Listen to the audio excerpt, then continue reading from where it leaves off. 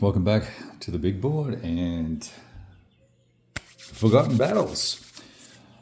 Whew, we're hanging in here. Let's do a summary of the 19th, I think, of November. That'll sort of help encapsulate what's going on. At the top of the turn, the Soviets had initiative, and they elected to drop, which guy was it? He said, looking, second Belarus out of their active front mode into regroup mode, and that's this group here. So from here, this section of the whole front, this whole area now is back in regroup mode, which has the consequences of basically not being able to attack, right? Lots of movement, but little attack capability. And down here in the south, we've kept things pretty static. There's a little bit of shuffling around going on both sides. As the Russians moved forward, there was a bit of a scramble here to just get the Germans into place. I had to plug a hole with 12th Panzer, the entire 12th Panzer division here, which is a little frustrating. I'm trying to scramble around and see if I can find some units to replace them there so I can free them up to be a fire brigade. I've got 5th Panzer in the background here as a fire brigade. The reason why there was a scramble is that the Soviets have staged 1st Guard tanks, 7th Guard Cav, and about 10 various battalions, regiments of, let's just call them armored units for the sake of the argument, clearly getting ready to do something at some point, right? And obviously all their rocket-launched capable units and artillery are pressing up to the front as well. So something will happen there eventually. We need to make sure we're ready for it. Oh, I've got 20th Panzer in the background here as well. So I do actually have 3 divisions here, probably overweight in that area for the Germans, and we need. One of the things I didn't do this turn, I'm not going to adjust it now, is adjust for that. Although I probably could push 5th Panzer, but I've got some other units, some 1 or 2 units down here from 5th Panzer that need to find a home. And this guy, 12th Panzer guy, he was supposed to move, and we didn't. So we're going to put a marker on him and hope that we remember to do something with it later. I should have moved that. I missed it. Very challenging across this level of density and volume of counters to not miss things as you're playing along, whether it's with or without a beverage, if you know what I mean. With a beverage, it becomes. This is not a 5 beer game. This is a 1 beer game, to use an advanced after combat podcast analogy. All right, so that's those 2 areas. Now let's just shuffle up here a little bit. I've still got Western Front active, and they have made some decent progress. They've actually pushed the Germans back 2 or 3 hexes back onto. We're back now onto Vitebsk, Orsha fronts, cities, I should say, in this front. Now keep in mind, despite the fact that these units are outside of the boundary of the front, they can still be thrown supply from here, so that gives them everything we need. And the nifty little supply rules, the new supply rules for these types of games in the late war really minimize the number of SP that you're going to be manhandling to shift from A to B to put things into supply, because the front headquarters, wherever it is now, it's here somewhere. It's out of frame, I believe. Goodness me, where is it? It was in Smolensk. It probably still is in Smolensk.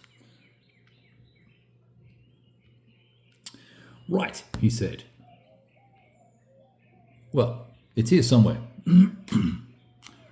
Western Front. It should be right here. I must have moved it by accident. I've got all the HQ. Let me just check here.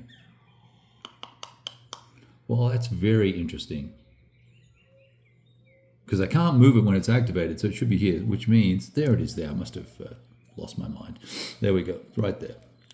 Let's not have units on top. The reason why that guy is there like that is because he was a replacement, and he needs to be moved, but I'm not sure what I'm going to do with him yet. So he's just hanging out until next turn.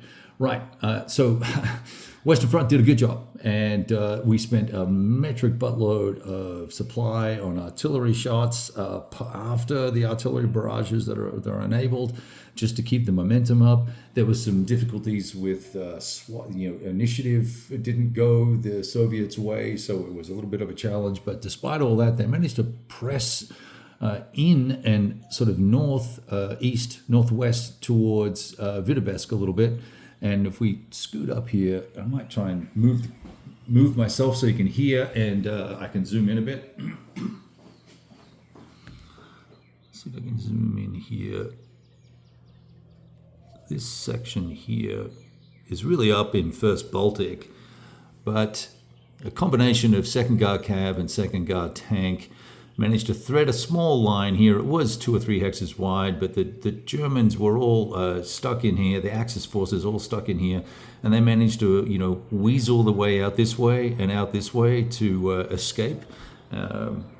Just because I didn't have the movement points to completely lock them off, but they had to sort of trudge through marsh, frozen marsh and whatnot, so that it's slowed them down. But what it has done is kind of put a wedge, a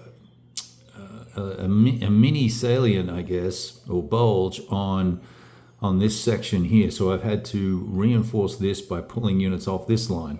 Now, the thing that I had forgotten to do, and it's probably worked out well for the Soviets, is that I had intended to activate, when I deactivated 2nd Belarus the turn before, I had activated in the following turn 1st Baltic, right? But I did not do anything with 1st Baltic on the 19th of November turn. Now, I think that's going to actually play to our advantage, because we'll have our barrage marker, which is here somewhere. Our barrage marker that we'll be using. I can now put a really solid attack on this section here. This will cramp up a lot of this, and hopefully we can cause some mayhem there up in the 1st Baltic area. I think we're well behind the curve historically, so that'll be interesting. All right, so that's really what's going on overall. Stay tuned for more. It's not the most dynamic game, but it is very, very interesting, and I think a lot of it has to do with my inexperience with front management, and also the surprises I've had with the number of replacements that the Germans get.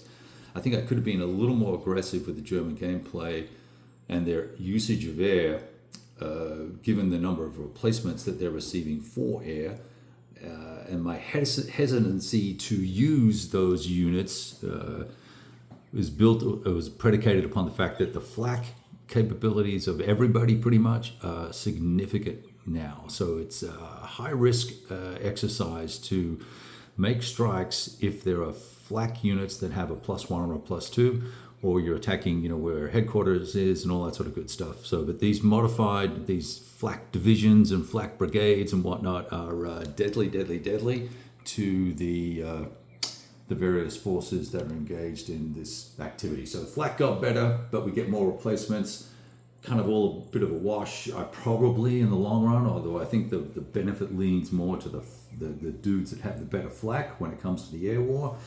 We've taken a lot of losses as the Germans with air, now that I'm kind of more comfortable with the fact that I can potentially get some replacements. And so we've been banging away at things, and it's made a big difference for the German defense to be able to preemptively DG or disrupt potential attackers, where I think attacks are going to come from the Soviets. So that's been useful, and the Soviets, of course, have done the same thing. All right, I'm going to leave it at that. On to the 22nd. Ciao.